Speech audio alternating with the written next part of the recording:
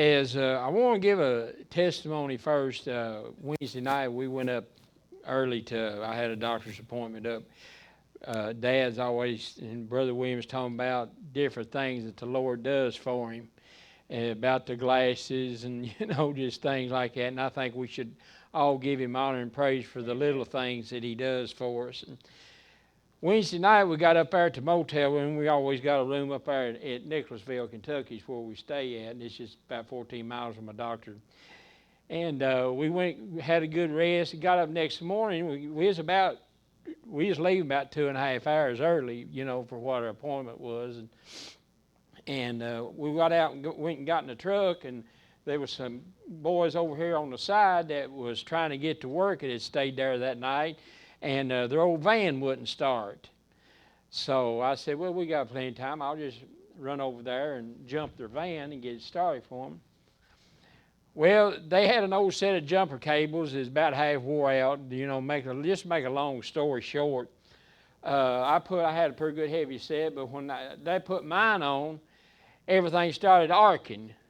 How it does, Randy, when they're crossed or something like that. It looked like I looked underneath the truck, and it looked like there was welding under there. There was so much arc going on. But anyway, about the third time that old boy touched the battery post, my truck died. I mean, just like you just took the key out and took the battery off of it. I mean, you turned, it just wouldn't do nothing. Well, you know how the devil goes. The first scenario was, well, they burnt my computer up. That's $500 or something like that. They burnt. So we just kindly prayed and said, God, help us, So they guys helped me push the truck back into a parking spot, and we just sat there, and we just done started making plans. I was going to call Rodney Redmond, come up there and get it, and all that kind of stuff. So when that old boy got back, he went and bought him a new set of jumper cable, and he come back. He said he got his old van started, and he said, let's just try yours.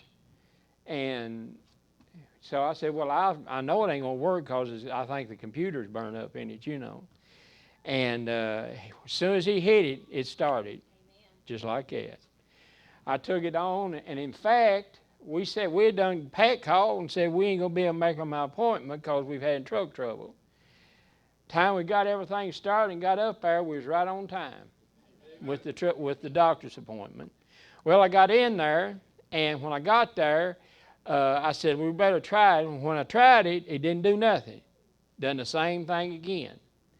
Well, I got a hold of Josh, and he ran up there, and he called me. I was in the office. He called me and said, Dad, what'd you do to this? I said, I didn't do nothing. I said, I just took the battery cable off of it so something wouldn't short out, Well, he said, I put it on, I put it back on and tried it, and it just fired right up just as soon as you hit the key. And it ain't done it again since. So I'm saying Jesus is a good mechanic. He's the one who took care of that. Pat was praying, Dad. Oh, yeah. But I just wanted to throw that in, that whatever you need, God's for it.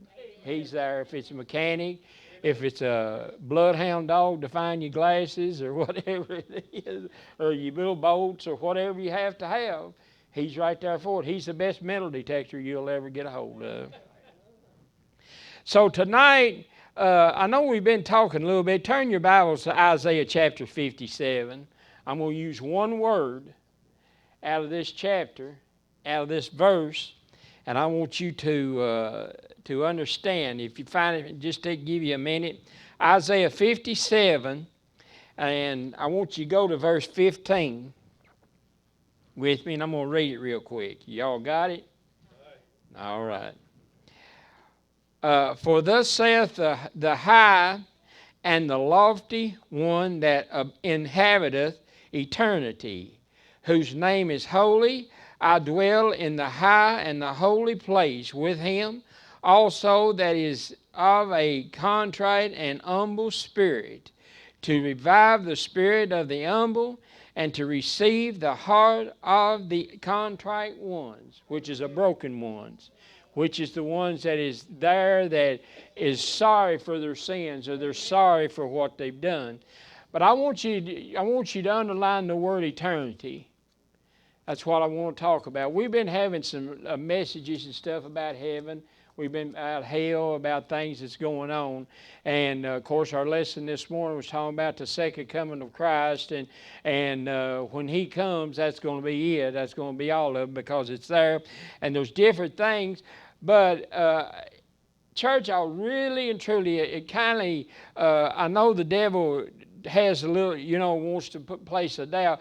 But these things, church, really and truly are simple in certain ways. Amen. They really are in what we talk about. You don't hear much about heaven because we talk about it all the time. But we don't talk about heaven or hell because a lot of things is mentioned in that and mentioned in that. But you got to keep in mind, we've said it and said it and said it, the Lord is coming back, and eternity affects each and every one of us.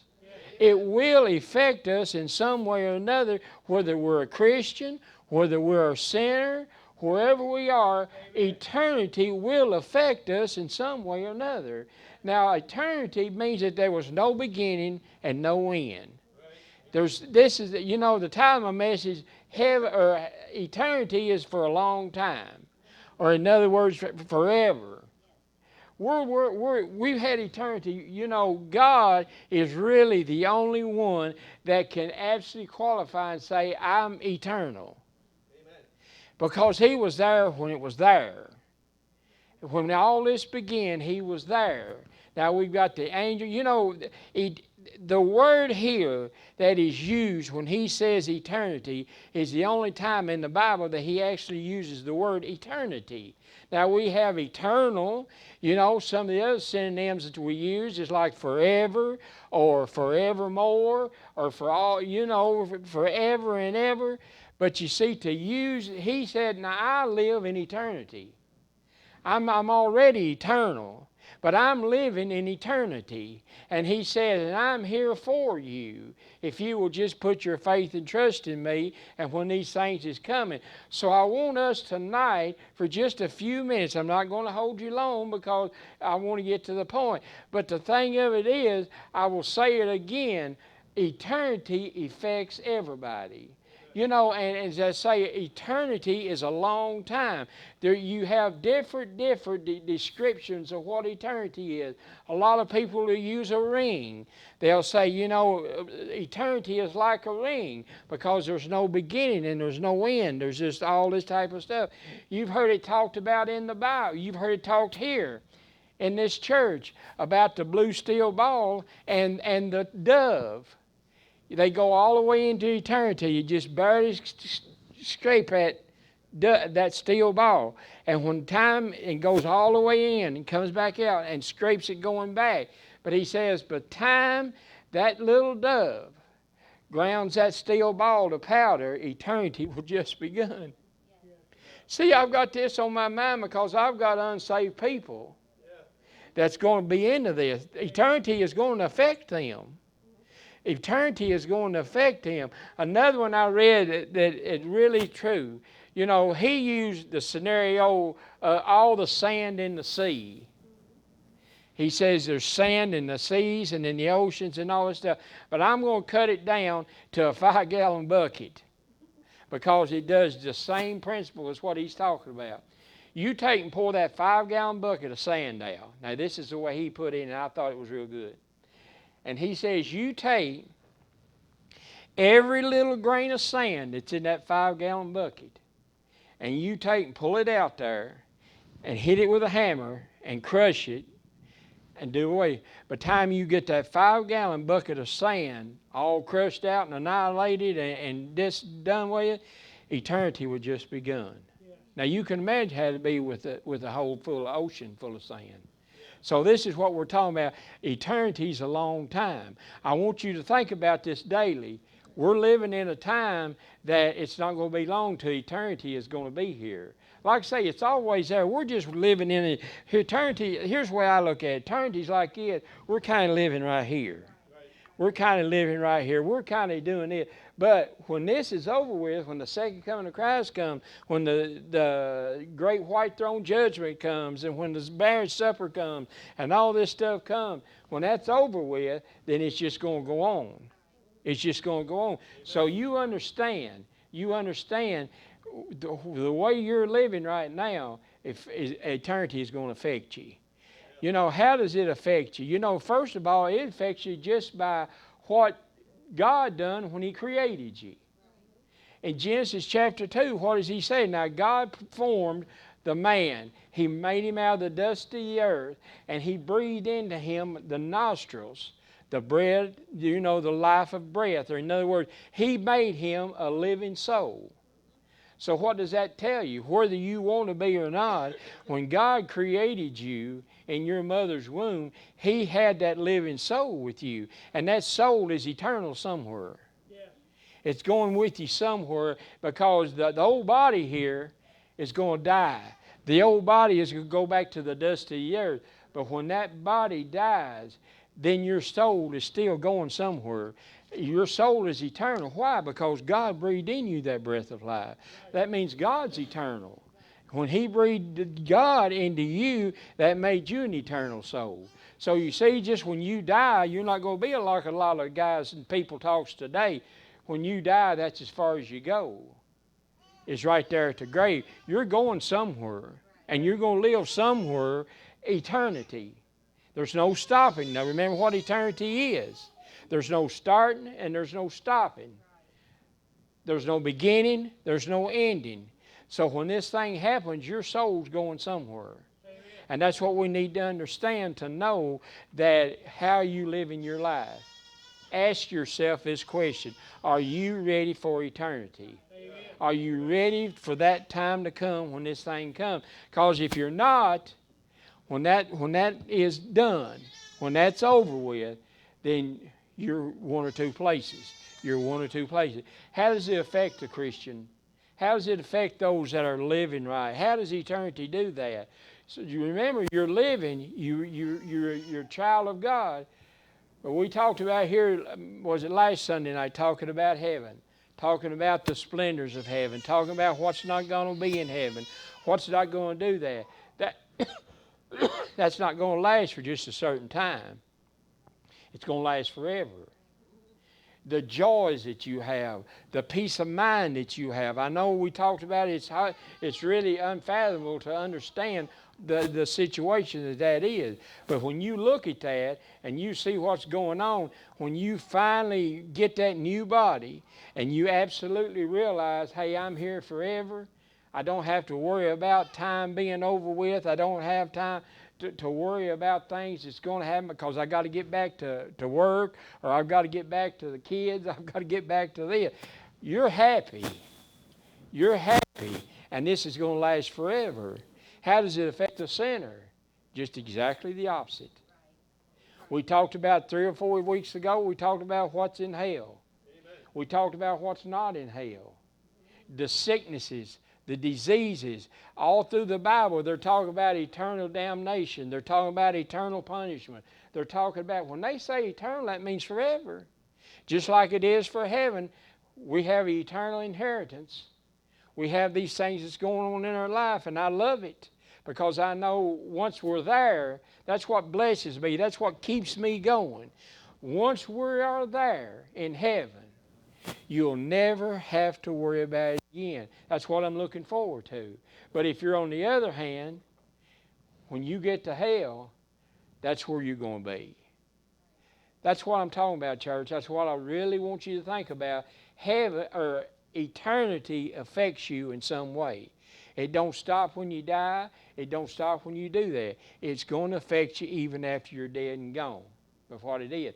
But what do we have to do about it? Listen, church, what we have to do it. I think we have to go. The main thing we're going to have to do is make sure we are prepared for eternity. We have to understand and know what's some of the things we need to do. God is eternal. We've already mentioned that. God is eternal. So what do we need to do? We need to absolutely upbuild, and we need to fortify our faith in Him that He's the one that does that. We're preparing ourselves for stuff that's going on. We need to understand that. We need to really understand and know how precious we are in God's sight. Because He died for us. He died for us that we could spend eternity with Him in heaven. So that's that grace that God has given to us. That's that love that when He died on the cross, that He done that. And when you look at it and you think about it, man, you just wonder how wonderful it really is going to be. But I want you to understand, church, I want you to keep in mind that eternity is just not a word. You know, I thought so many times when I was studying this, I thought to myself, people uses eternity sometimes about like they use Jesus' name or uses God's name. How many of you ever talked to somebody and they just come out of the doctor's office, or they've just come out of a hospital office, or they've come out of something else? And I've heard them say it, and I know some of you have too. It just seemed like we spent eternity in there. We've been waiting for eternity to see that doctor. But you see, but listen, let me tell you something. When you do get into eternity, you will understand in what it is. Amen. You will understand that all this waiting you've done down here is over with. Yep. You're there. Amen. You're there. And I love it. I love to talk about it. I love to expose the devil is getting these people thinking, well, when you die, that's just all of it. Some of the cults that they have where you hear it talk about that you just burn, if you do go to hell, you just burn up like a piece of paper. And that's all of it. Listen, it's not. Amen. It's not. I'm telling you. When you're there, you're there. And just to think some of the other torments that you're having when you're there, the fact is you have no hope of ever leaving. You have no hope of ever leaving. You have no hope that you will ever get out of this. You don't have the hope that you even know that any of it is going to subside. But it's going to be that way and that way and that way forever and ever. Forever. Eternity is going to affect you. Eternity is going to affect you. And when it affects you, which way are you going? Everybody is one, you've heard it said, everybody's one breath away. Everybody's one heartbeat away from death. In other words, we're saying you're one heartbeat away from eternity. Are you ready? Are you ready for that moment? We talked about this morning in Sunday school. These 80-year-old people in nursing homes and stuff, it's dying, and then you come down and there's a 23-year-old. There's a 17-year-old. I hope they was ready for eternity. Amen. I hope they was ready to go for what it was. Are you ready? Are you ready for eternity? Are you ready for that either punishment or that happiness and joy that you have? Because if you're not, I invite you to come up tonight and get ready. Amen. You don't have to, the invitation's here. A lot of people won't go to a party, a little old birthday party, or anything. I didn't go because they didn't invite me. Hey, you can't say that tonight. Amen. You can't say that tonight. Amen. That's no excuse. As I always say, that my mother-in-law used to say, that's not thick enough to make soup. That's too thin to make soup. It won't work. So we need to understand, if you're not ready, you're invited. Now it's up to you whether you accept the invitation or not. Are you ready for eternity? Are you ready for what's after death, after the rapture, after what's going on? If you're not, then get ready, because if you're ready, God said in our scriptures that He will be with you. If you're in that broken and contrite spirit, He is with you, but He's living there for you. God bless you.